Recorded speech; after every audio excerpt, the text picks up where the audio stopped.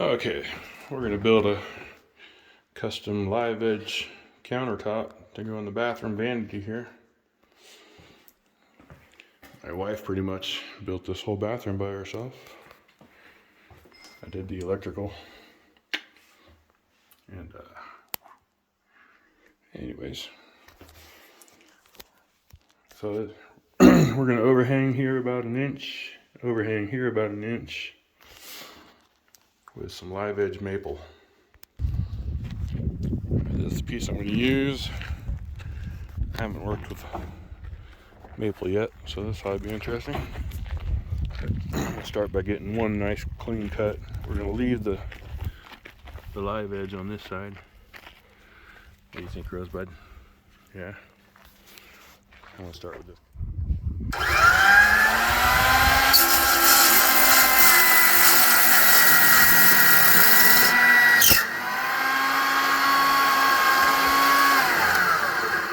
Party foul.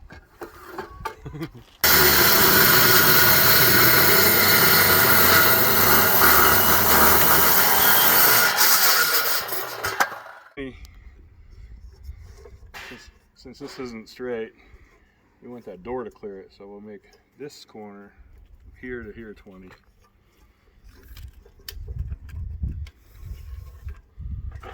Right here. And then we'll go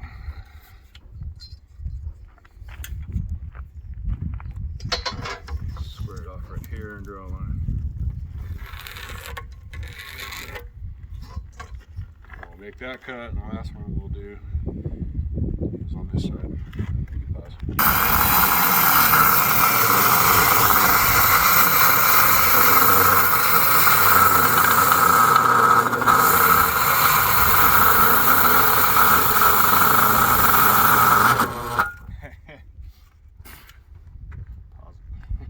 This direction we're going to do a 29.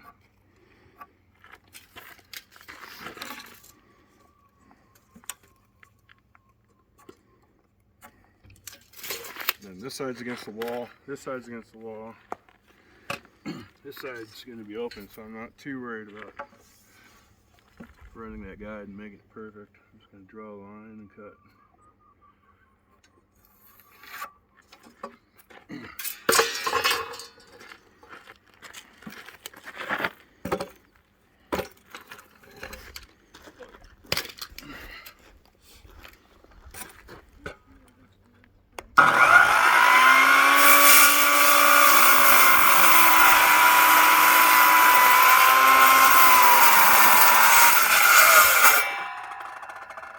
Pinching on itself.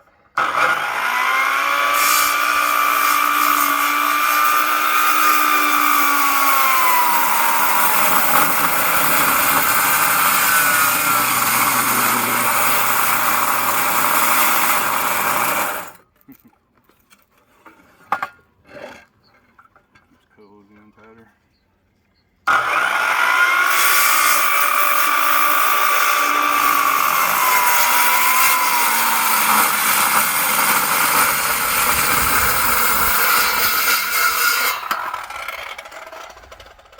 So normally when I do these big slabs, I'll wait till I'm going to do 2 or 3 of them and go around a big floor sander and throw them all on the ground and just get them all sanded all at once. But small projects like this, these little wheels work great. I'll start with a 36 grit and then I'll go to a 60 grit and call it good.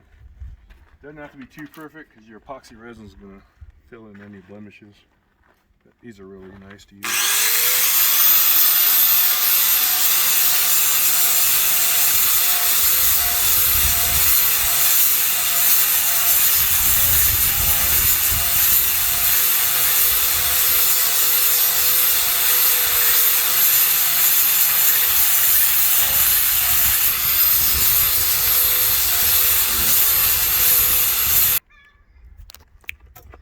Okay, so we're just going to use a 36 grit to get all the cat scratches out of the wood. Well, what's left by the sawmill. And then we'll jump to the 60 to fix whatever the 36 grit kind of messes up. Okay, Got a crap out of this cat.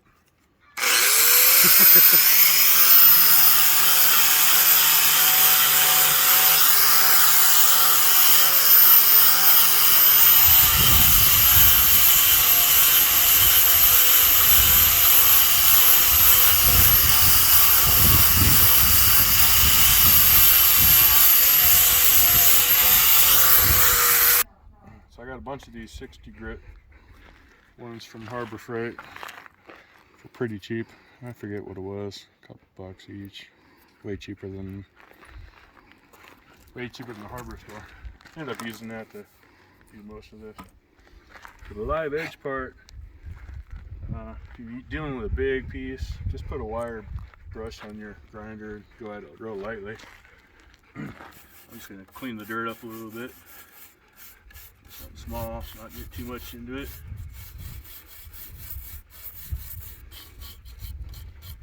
If you got a tree that burned in the fire, leave the burn side. It looks really cool when it's done. We're just gonna get the dirt off of there a little bit. There's some interesting things in here. Maybe we'll even leave a little dirt on just for looks.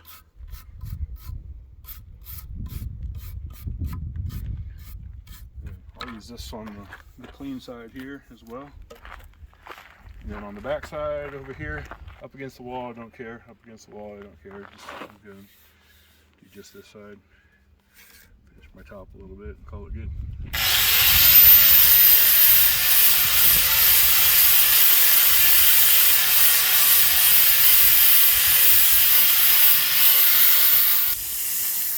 Here's my trick with epoxy resin.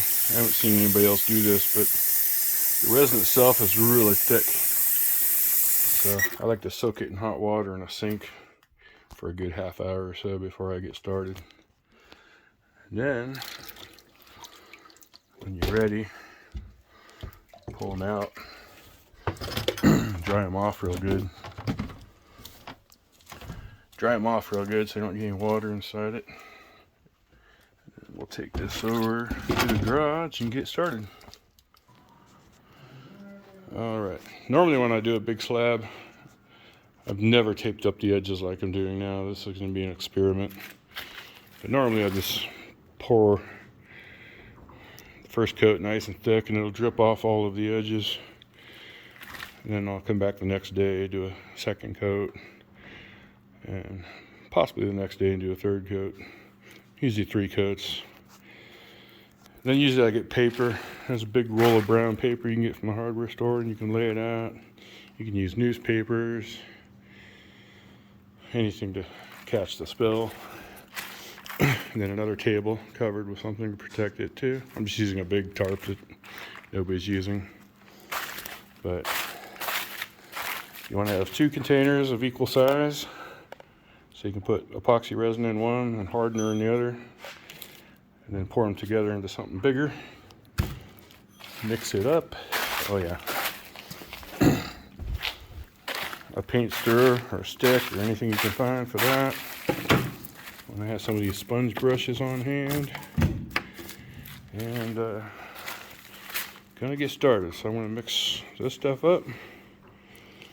And the idea here is I'm just going to pour a nice thick coat in here, let it sit for 3 hours, and then peel the tape, and then try to get at least the 2 edges that are going to be exposed.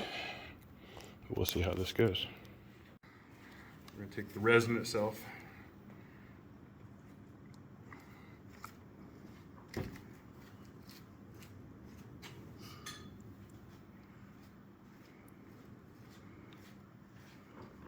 pick a spot or line. There's the hardener. We have equal amounts. So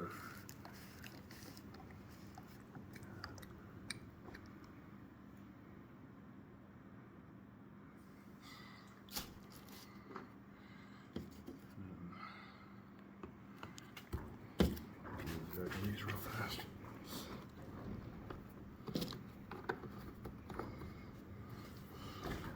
Pour a little bit of hardener first, and then the resin is there. The hardener's real thin, the resin's thick. So you want to take your stick, kind of scrape some of that out of there.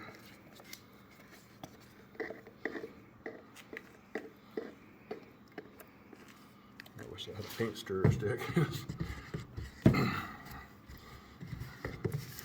Yeah, try to get in the light so you can see this.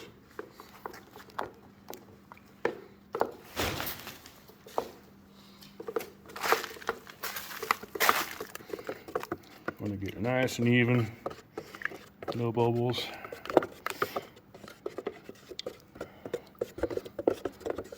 If you're doing a large batch, you could, well, you don't want to do more than you can work with at any time. You can always mix more and add it. I've seen people use a paint stirrer and a drill to mix these up, but if you get it warm like I did, you shouldn't have any problems.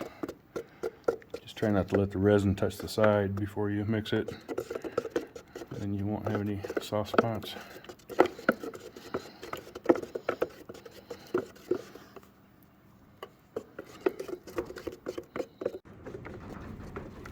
Okay, battery died on that last session, but we're still mixing, and here we go.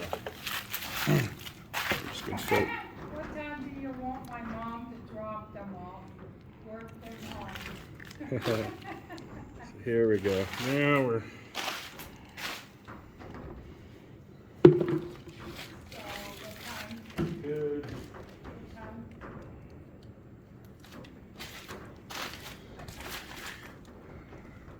We could mix up a little more and just really make it thick.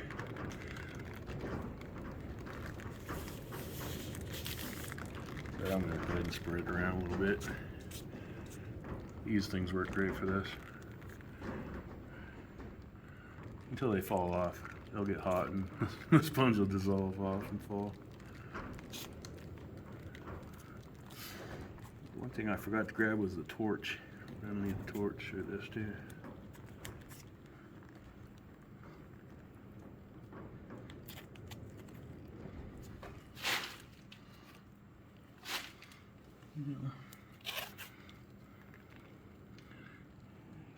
This might be thick enough.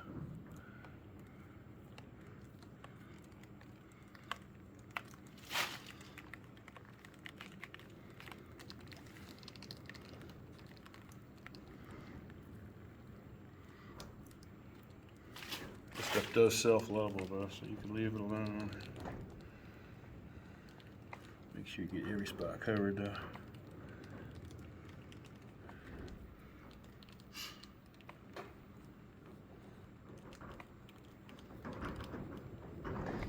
These are done once you use them once. I just throw them under the table and not worry about them. Go ahead and pause. Alright, I can't find my little torch, so I'm going to use this. But I got it down as low as I can. We're not going to push that. As low as I can. You can also use a heat gun. See all the bubbles?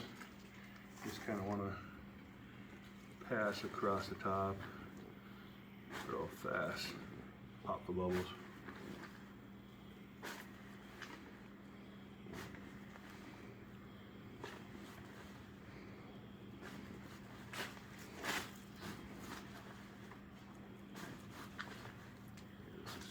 Overkill.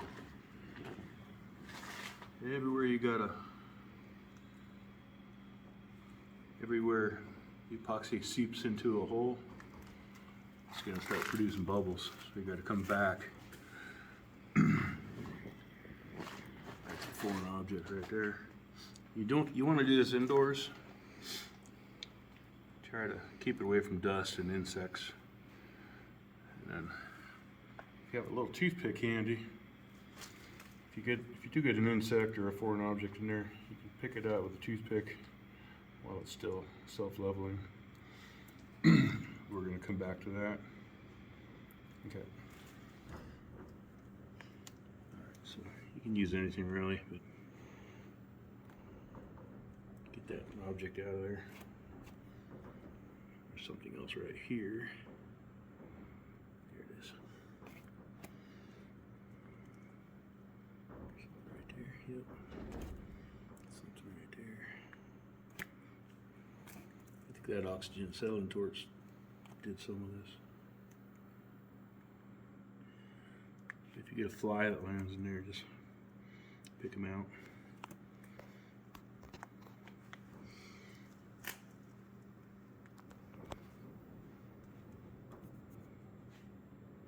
I think I got some black soot in there from that torch. That torch is a bad idea. You need a little one or a heat gun. Then we're gonna come back and just pop bubbles every 10 minutes or so for first 40 minutes probably, and then keep looking at it about once every half hour or so after that and see how it does. Okay. Alright, we're gonna pop bubbles one more time.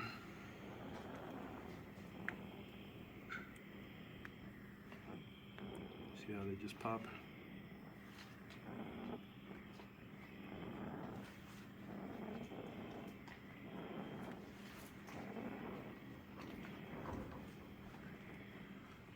You don't need to watch me popping bubbles every so often, but we're going to come back to this after 3 hours and peel the tape. Alright, so it hasn't been 3 hours, it's only been an hour and a half. But I don't think this is going to come out the way I want it to. So let's peel the tape and see what happens.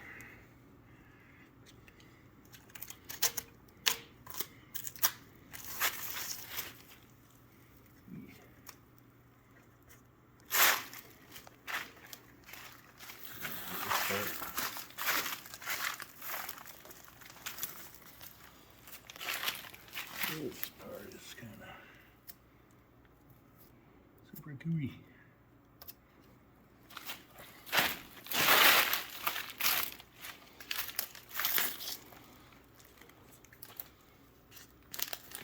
I don't know if I'd want to use this tape in the future.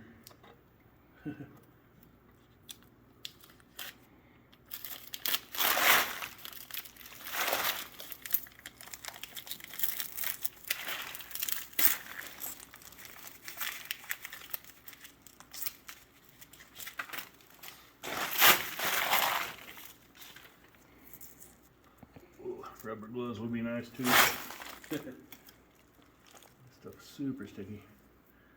There we go. Ah, shit, that's in it.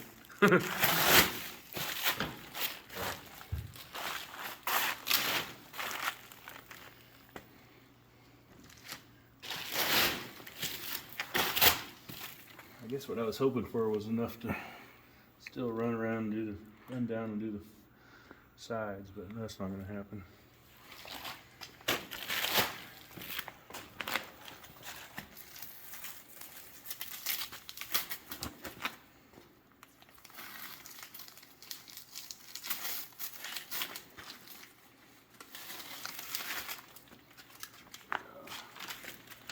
So we're going to mix up some more.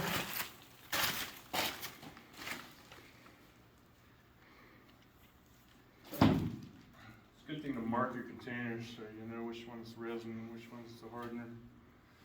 All I did was kind of scrape this one a little bit to know that was the resin. I don't think I want to mix it too much. I'm going to try to get the front side, or the front and this one side kind of coated, and then leave it alone. Tomorrow we'll do a whole nother coat.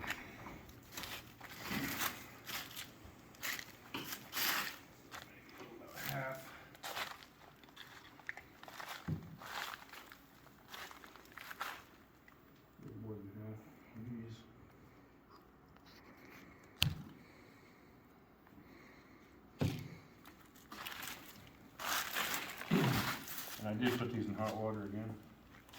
So nice and warm again.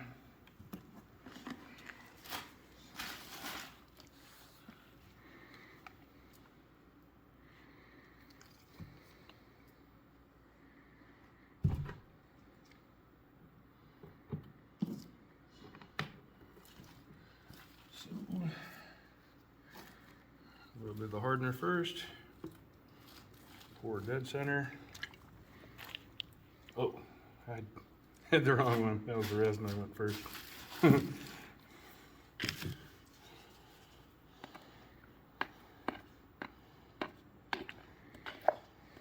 Yeah, paint stick works way better for this.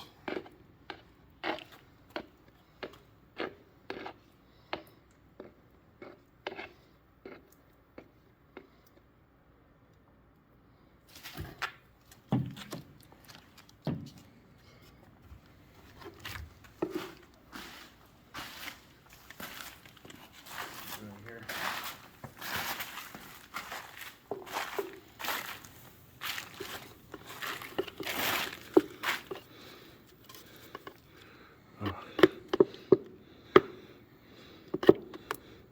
There's some already hardened in the bottom of this can, so it makes it hard to stir.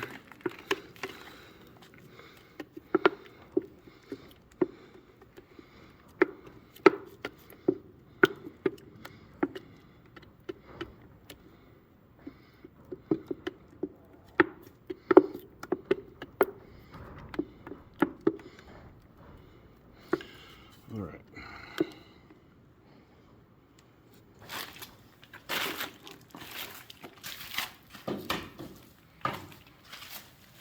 This time we need one more tool for the job. That would be a beer.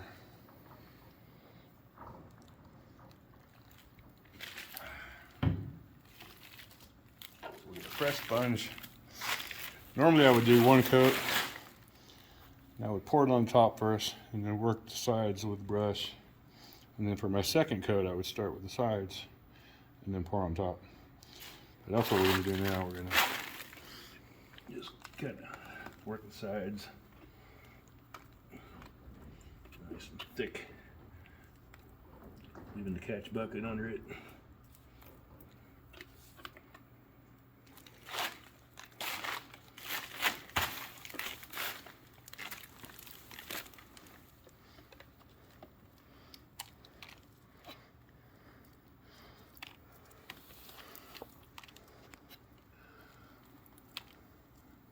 We'll come back afterwards when it's all dry and sand all these stalactites off of it.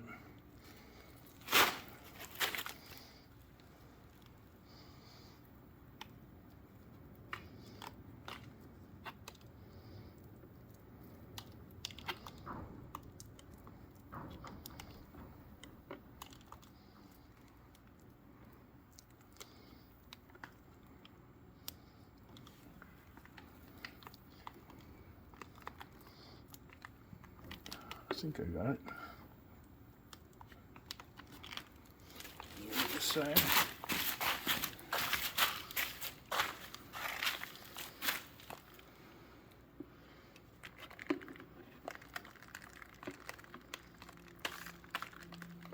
Yeah, I think I like my old method better than this. No more masking tape.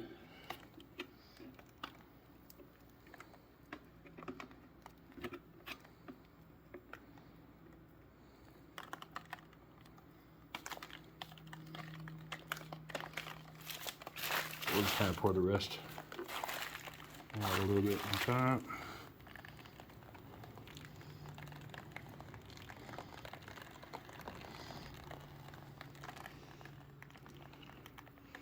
See, I wouldn't have needed to do that if I just done the first coat without the tape.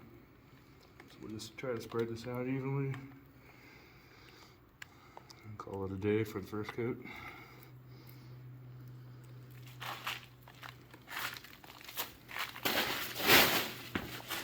I don't glue my feet to this tarp.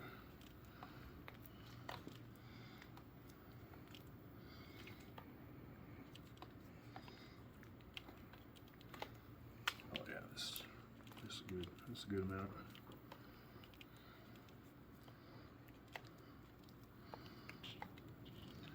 Got it all covered. We're not worried about the parts that are going up against the wall.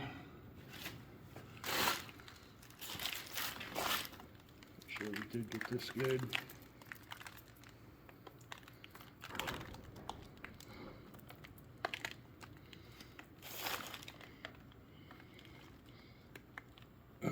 I think we're good. So, gonna end this video, but I'm gonna come back with a torch, pop bubbles a few more times. And if we need to do another cut tomorrow, we'll film again.